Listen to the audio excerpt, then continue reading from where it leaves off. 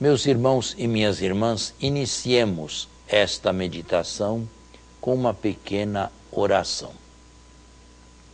Senhor Jesus Cristo, certa vez curastes um cego e o fizestes paulatinamente. O episódio narrado por vosso evangelista Marcos é extremamente importante para a nossa catequese e evangelização.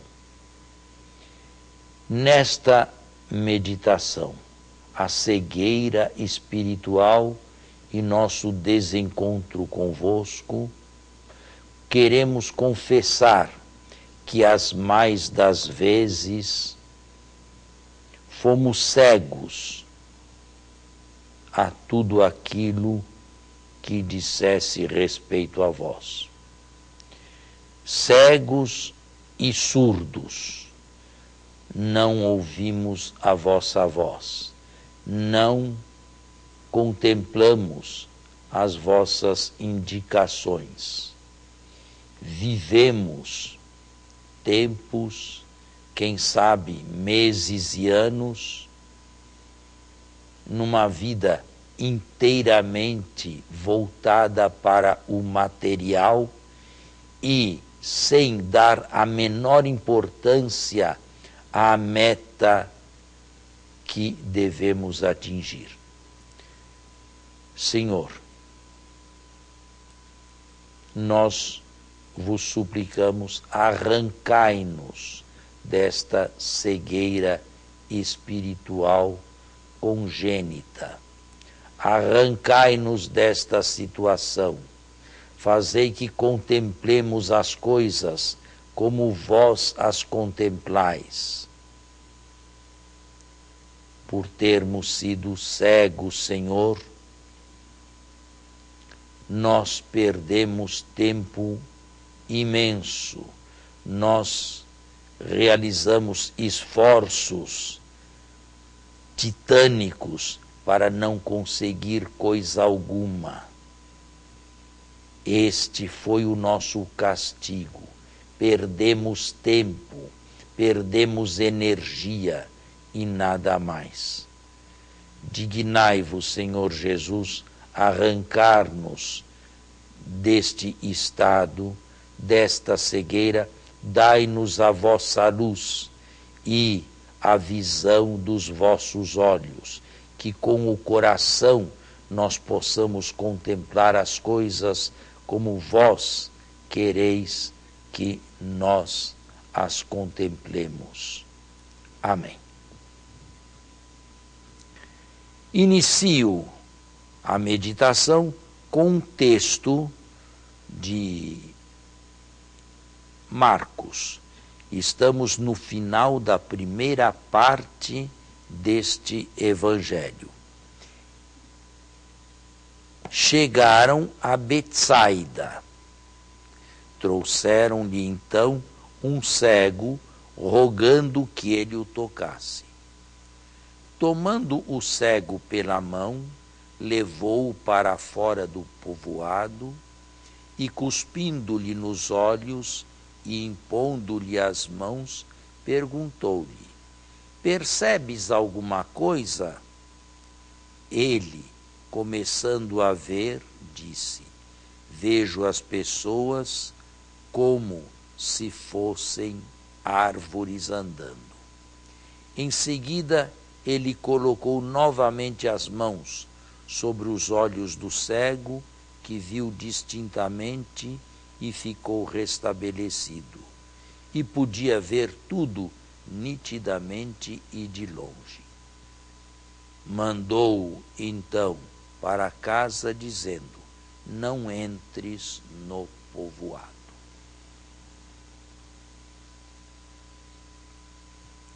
O episódio é extremamente importante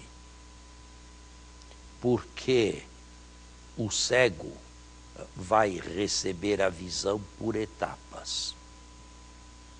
E isto é catequese de Marcos para nós. Não apenas um relato de alguma coisa que se passou no passado. Confessemos, e confessemos com o coração aberto e toda a sinceridade. Nós fomos cegos. E muitos de nós ainda vivemos na cegueira.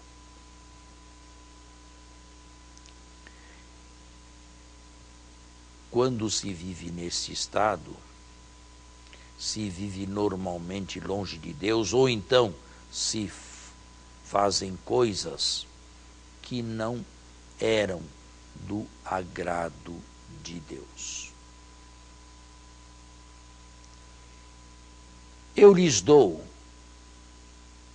o exemplo de um sacerdote que conheci bem de perto.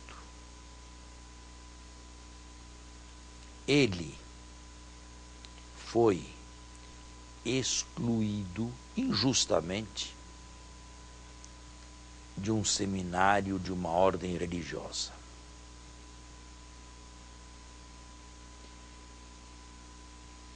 Outros sacerdotes que conheceram o seu estado o endereçaram para o clero diocesano.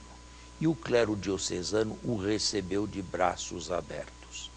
Mas aquele seminarista teimava em voltar para a ordem da qual havia sido injustamente excluído. Sofreu como um cão durante 4 ou 5 anos, até que conseguiu voltar para a ordem anterior.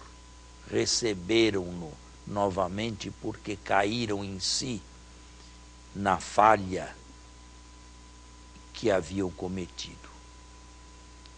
Não demorou 1 ano lá dentro, percebeu que não era o seu lugar, saiu e foi novamente recebido com alegria pelo clero secular e hoje se esforça para ser um bom sacerdote diocesano. Não era a vontade de Deus que ele continuasse naquela ordem religiosa. Mas ele, cego e sem ter um orientador espiritual por perto, não fazia outra coisa senão insistir em voltar.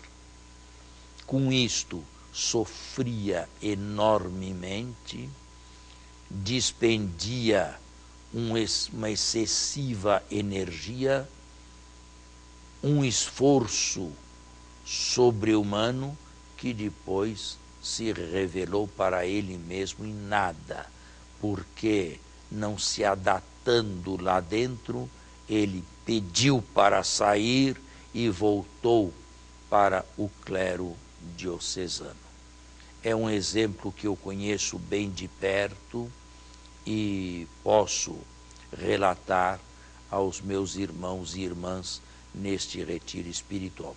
Mas é um exemplo apenas, porque existem muitos outros exemplos de pessoas que, por estarem cegas ou por viverem momentos de cegueira e não tendo quem as oriente, se entregam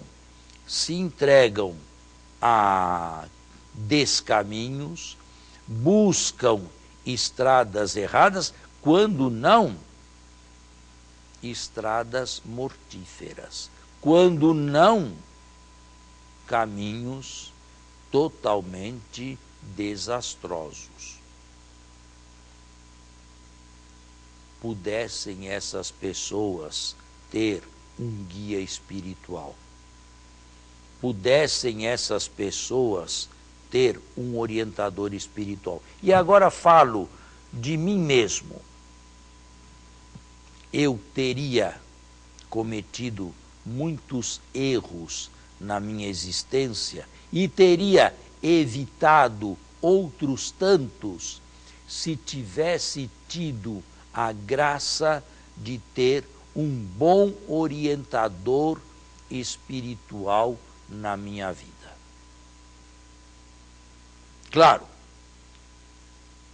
é difícil fazer hipóteses de coisas que não aconteceram. Eu não sei se este orientador existisse ou se este orientador iria encontrar em mim uma pessoa dócil. Sei, no entanto, por experiência, que diversas atitudes seriam evitadas na minha vida, diversos momentos de busca seriam eliminados, diversos estilos de vida seriam deixados de lado e estaria vivendo uma outra primavera, uma outra estação, se tivesse havido alguém que me abrisse os olhos. No meu caso particular, vivi momentos tempestuosos, porque minha vida foi em parte pré-conciliar, em parte conciliar e, em boa parte, pós-conciliar. E no pós-concílio imediato, houve uma enorme desorientação no clero do Brasil e do mundo. Cegueira espiritual não é uma coisa que se ensine ao outro. Cegueira espiritual é uma coisa que se percebe, mas que se percebe, sobretudo, depois que se saiu dela.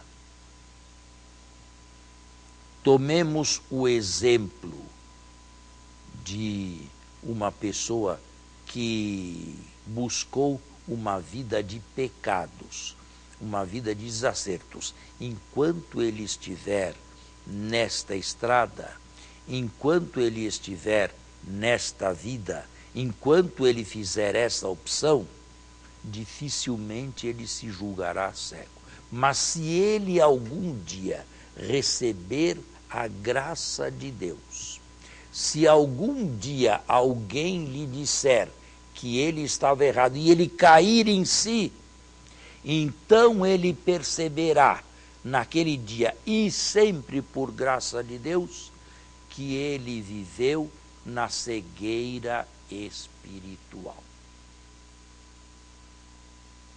O texto do Evangelho que eu acabo de ler a todos fala de uma cura em etapas, porque normalmente da cegueira espiritual, sobretudo se ela é espessa e vivida durante longos anos, não se sai do dia para a noite.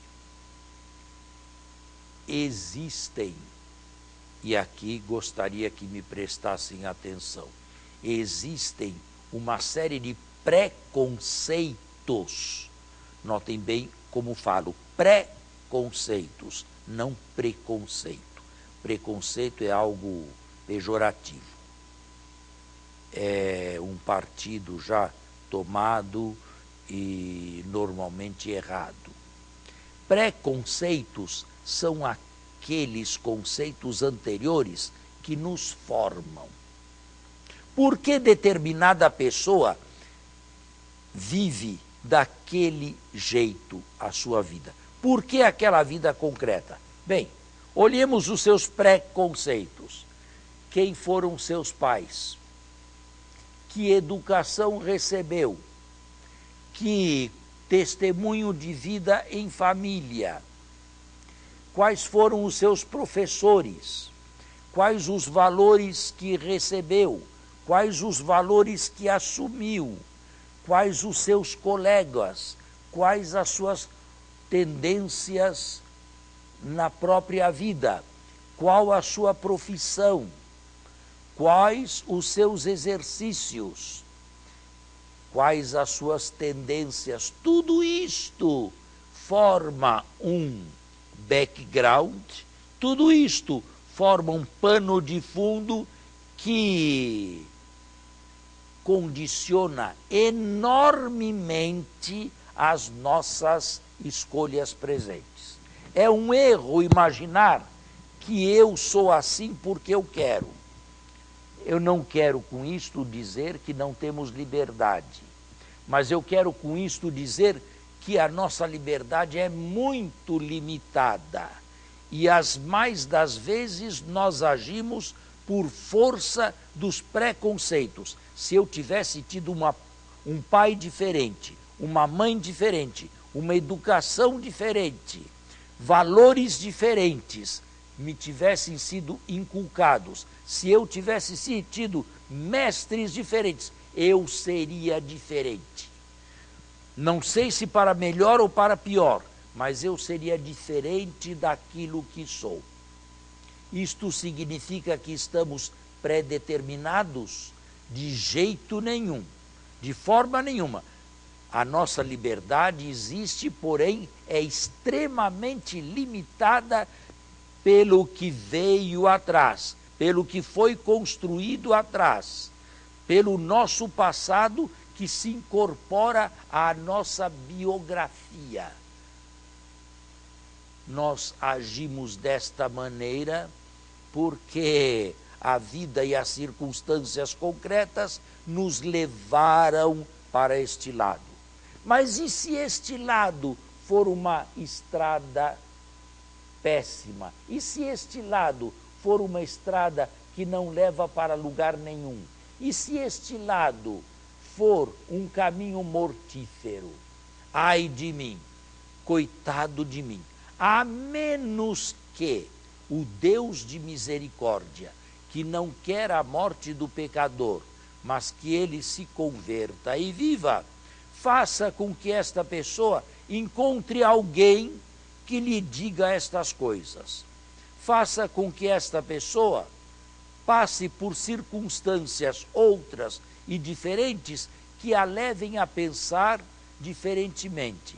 Faça com que esta pessoa volte aos seus preconceitos e pelo menos tenha a consciência crítica e lógica e clara de dizer: eu não nasci assim, eu me tornei assim, através dos preconceitos que formaram o meu passado e formam e constituem a minha história presente. É bom repetir, se estes preconceitos foram positivos, se fui educado numa família cristã, para falarmos as coisas com os nomes claros, onde se viviam valores cristãos, onde se respirava cristianismo, onde aprendemos a amar a Deus e aos outros, onde aprendemos a ser trabalhadores, humildes, honrados, onde aprendemos virtudes humanas e virtudes cristãs, dificilmente tomaremos uma estrada cega ou uma estrada que nos leve à total destruição e frustração de nós mesmos. Mas o contrário também é verdade.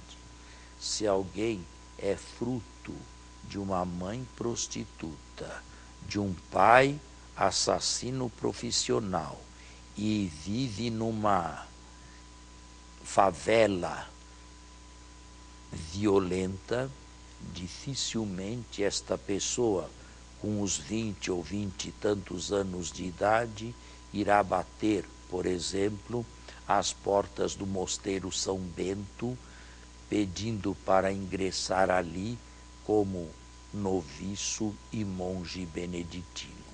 com muita probabilidade ele seguirá o exemplo do seu pai e da sua mãe. Estão vendo o que são os preconceitos? E estão vendo como eles condicionam enormemente a nossa existência? E estão vendo como nós somos livres apenas limitadamente e não como imaginávamos que fôssemos? E estão vendo que se tivéssemos recebido uma outra educação, se tivéssemos tido um outro passado, seríamos outra pessoa? Como se tivéssemos nascido num país muçulmano, seríamos muçulmanos também? Nada disto destrói a liberdade, mas isto é mais do que suficiente, claro, para nos fazer compreender que não somos originais em tudo. E nem tudo o que decidimos de pura vontade, pura originalidade, sem sermos conduzidos pelos nossos preconceitos. Mas ai daquele cujos preconceitos e cuja vida nesses preconceitos leva a um afastamento progressivo de Deus. Aí sim é necessária a cura espiritual, como aconteceu com este cego. Aí sim é preciso que Deus, o Deus da misericórdia, lhe faça um milagre maior do que este milagre físico relatado por Marcos. Aí sim é preciso que Deus, com muita calma e com muita paciência, porque não é invasor de nenhuma vida pessoal, penetre pouco a pouco e leve esta pessoa a descobrir pouco a pouco os desacertos que fez, o passado errado que construiu, o poeirão que deixou para trás, o nada em que vive e a possibilidade não remota de terminar a vida daquela maneira. No entanto, enquanto estamos vivos, temos sempre a graça de nos suspeitar de nós mesmos. Estamos vendo ou não? Estamos vendo na direção certa ou não? Estamos vendo na direção de Deus ou não? Estamos vendo com os olhos de Cristo ou a nossa visão é seletiva? Enquanto estamos vivos, podemos fazer estas perguntas. E se, com a graça, descobrirmos que estamos totalmente destruídos e frustrados e desencaminhados, este retiro é então salutar. Este retiro fará com que o milagre de Betsaida se repita em mim de maneira mais estrondosa e mais espiritual.